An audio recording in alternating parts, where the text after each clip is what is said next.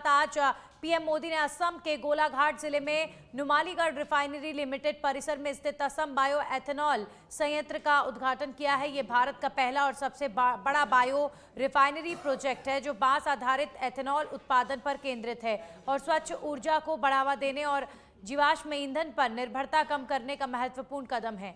संयंत्र की लागत लगभग 5,000 करोड़ रुपए है और इस अवसर पर पीएम मोदी ने जनसभा को संबोधित करते हुए कहा कि उन्होंने असम को कुल 18,000 करोड़ रुपए से अधिक की विकास परियोजनाओं की सौगात दी है, जिनमें बुनियादी ढांचा, स्वास्थ्य और औद्योगिक क्षेत्र शामिल हैं। उन्होंने कहा कि विकसित असम का रास्ता मजबूत करने के लिए हम प्रतिबद्ध हैं। पीएम ने जोर दिया कि भारत तेजी से विकसित हो रहा है और विकसित भारत सभी का सपना और संकल्प है।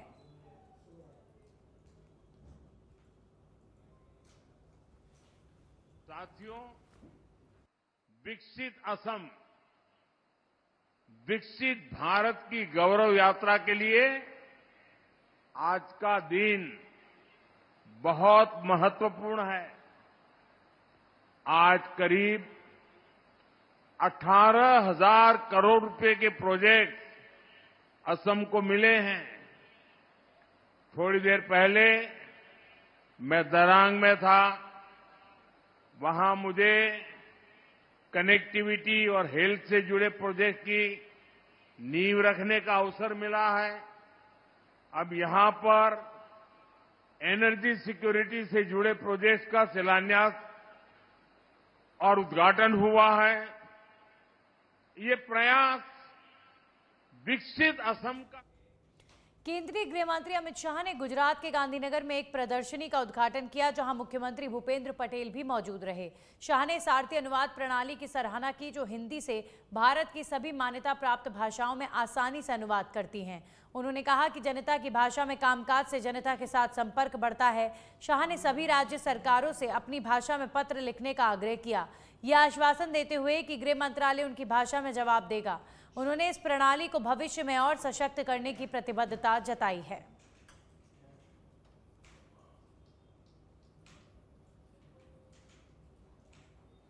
वहीं सांचौर से खबर है, जहां पर राजस्थान विधानसभा अध्यक्ष वासुदेव देवनानी आज सांचौर स्थित शिव शक्ति नगर में गौ भक्त श्रवण सिंह राव के आयोजन में पहुंचे, जहां पर गौ कृषि जीवन अभियान का शुभारंभ किया।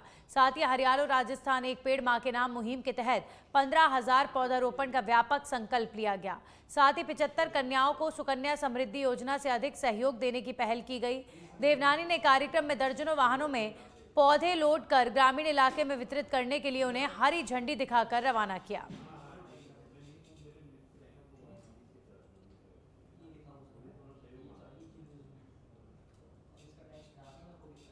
तो सांचौर के दौरे पर रहे विधानसभा अध्यक्ष वासुदेव देवनानी कार्यक्रम में शिरकत की है। गौभक्त श्रवण सिंह राव के आयोजन कार्यक्रम में शामिल हुए वासुदेव देवनानी। चाकसू से खबर है, प्रहलादपुरा इंडस्ट्रियल एरिया के पास सड़क हादसा। रिंग रोड पर अंडरपास में कार गिरने से बड़ा हादसा। कार सवार 7 लोगों की मौके पर मौत। मृतकों में 3 पुरुष, 2 महिलाएं और 2 बच्चे शामिल। सभी हरिद्वार से अस्थियां विसर्जन कर लौट रहे थे। शव महात्मा गांधी अस्पताल की मॉर्चरी में रखवाए गए हैं। भारी जलभराव के कारण कार अंडरपास में पलट गई, जांच जारी है। तो रिंग रोड पर अंडरपास में कार गिरी, कार सवार 7 लोगों की मौके पर मौत हो गई है। मृतकों में 3 पुरुष, 2 महिलाएं और 2 बच्चे शामिल हैं। बेहद दर्दनाक हादसा चाकसू में हुआ है। सभी हरिद्वार से अस्थियां विसर्जन कर वापस लौट रहे थे और ये उनका जो वाहन है वो हादसे का शिकार हो गया। प्रहलादपुरा इंडस्ट्रियल एरिया के पास ये सड़क हादसा हुआ है, जिसमें 7 लोगों की दर्दनाक मृत्यु हो गई है। कल देर रात ये कार नाले में गिर गई थी, लेकिन सुबह जाकर किसी व्यक्ति को गाड़ी दिखी और सुबह इन्फॉर्म पुलिस को किया गया।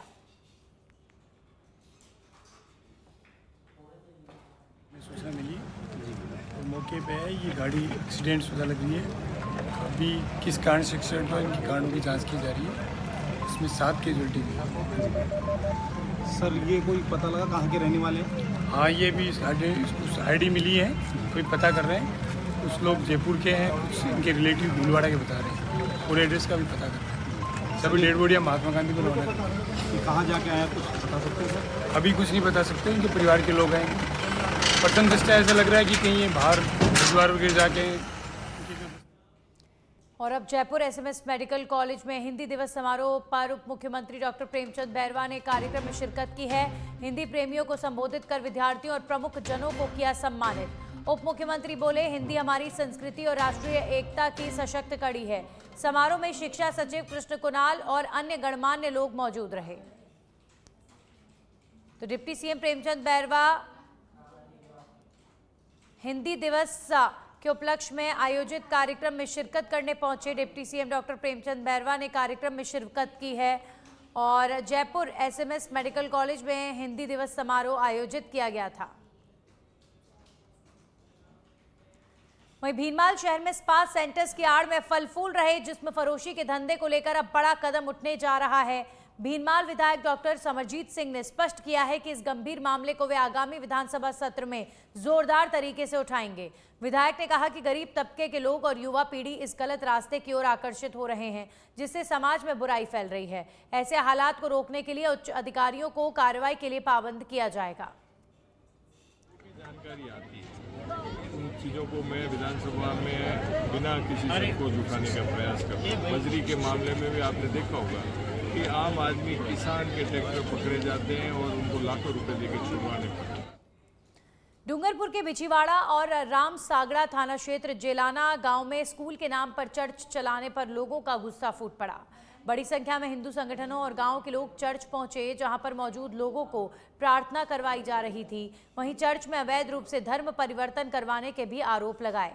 मौके पर पहुंची पुलिस ने भी स्कूल के अलावा किसी भी तरह की अवैध गतिविधियों का संचालन न करने के लिए पाबंद किया। बिछीवाड़ा और राम सागड़ा थाना क्षेत्र के बीच जेलाना और भेना गांव के सीमा पर स्कूल के नाम चर्च चलाने का आरोप है। गोपाल राम महाराज के नेतृत्व में कई हिंदूवादी संगठनों और गांव के लोग चर्च पहुंच गए। लोगों ने चर्च में आदिवासियों को गुमराह कर अवैध रूप से प्रार्थना करवाने के आरोप लगाए हैं, जिससे हंगामा हो गया। वहीं घटना की सूचना पर डूंगरपुर डीएसपी तपेंद्र मीणा भी मौके पर पहुंचे। लोगों ने स्कूल के नाम पर अवैध गतिविधियों पर तुरंत बंद करने की मांग की है। जयपुर से खबर, राजधानी जयपुर में शिवदासपुरा थाना इलाके में बड़ा हादसा हुआ है। प्रहलादपुरा के पास रिंग रोड से नीचे नाले में गिरी कार। हादसे में कार सवार 7 लोगों की दर्दनाक मौत हो गई है। हरिद्वार से लौट रहे थे कार में सवार सभी लोग। देर रात का ये घटनाक्रम बताया जा रहा है। युवक ने नाले के पानी में कार डूबी देखकर पुलिस को सूचना दी, जिसके बाद पुलिस पहुंची और जब तक का वाहन को बाहर निकाला गया, सभी लोगों की मृत्यु हो चुकी थी। कल देर रात को ही ये वाहन नाले में गिर गया था। 7 लोगों की दर्दनाक मौत इस हादसे में हो गई है। और इसी बीच खबर आ रही है कि असम में भूकंप के झटके महसूस किए गए हैं। रेक्टर स्केल पर 5.9 रही भूकंप की तीव्रता। अरुणाचल प्रदेश में भी महसूस किए गए भूकंप के झटके। तो नॉर्थ ईस्ट के कई इलाकों में भूकंप के झटके महसूस किए गए हैं। 5.9 रेक्टर स्केल पर भूकंप की तीव्रता मापी गई है। असम और अरुणाचल प्रदेश के कुछ इलाकों में भूकंप के झटके महसूस किए गए हैं।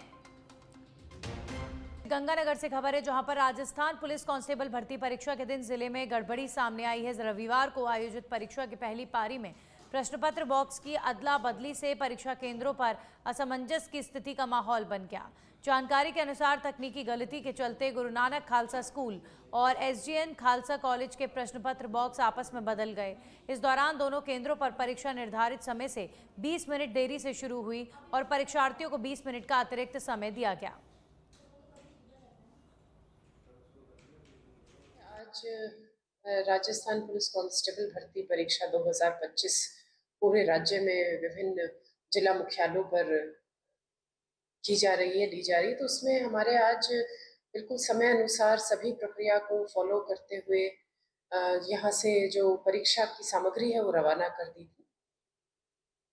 फिर उसके में हमें जब ये क्वेश्चन जो बक्से होते हैं जब वो खुले तो पता चला कि एक परीक्षा केंद्र गुरु नानक जो सीनियर सेकेंडरी गर्ल्स स्कूल है और जो खालसा जो कॉलेज है उसमें जो परीक्षा सामग्री जानी थी वो किसी कारण से उनका जो बाहर कोड होता है उसमें तकनीकी कमी की वजह से एक दूसरे के साथ एक्सचेंज हो गई। और इसमें गुरु नानक में हमारे 408 कैंडिडेट थे, खालसा में 600 कैंडिडेट थे। तो 408 पहुंच गए अपने खालसा। सुजानगढ़ कोतवाली पुलिस ने शनिवार रात को एक बड़ी कार्रवाई की है। पुलिस ने धनलक्ष्मी कॉम्प्लेक्स के पीछे से 6 जुआरियों को गिरफ्तार किया। आरोपी ताश पत्ती से जुआ खेल रहे थे। एएसआई तेजाराम को मुखबिर से सूचना मिली। इसके बाद पुलिस टीम ने मौके पर दबिश दी। पुलिस ने आरोपियों के पास से 51,780 रुपये नकद जब्त किए हैं।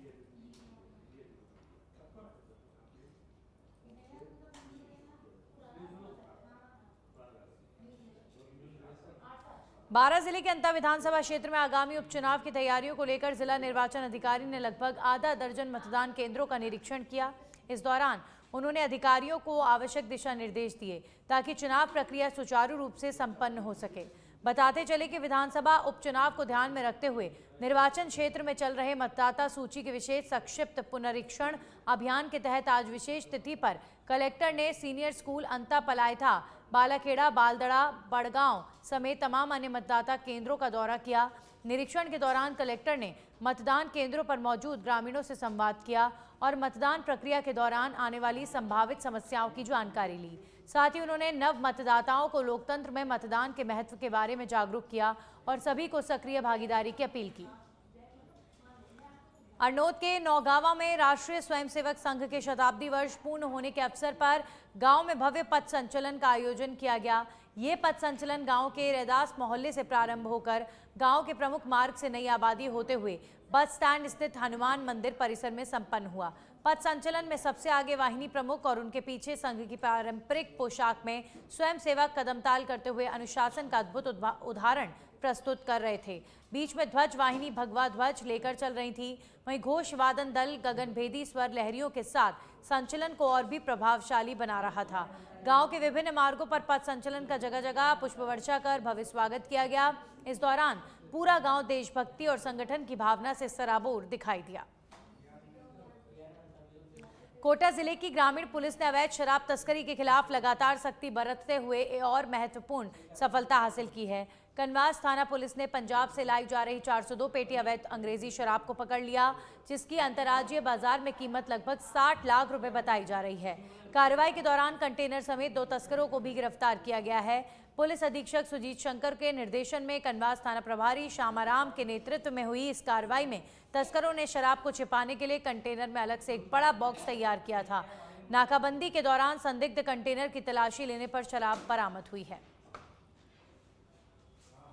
श्रीमाधोपुर से खबर, जहां पर श्रीमाधोपुर अग्रसेन भवन में अग्रवाल समाज समिति अध्यक्ष और उपाध्यक्ष हरि गोकुल का नवयुवक मंडल एवं कार्यकारिणी महिला सदस्य की ओर से अग्रसेन जयंती महोत्सव के उपलक्ष्य में होने वाली प्रतियोगिताएं एवं कार्यक्रमों के पत्रक एवं पोस्टर का विमोचन किया गया।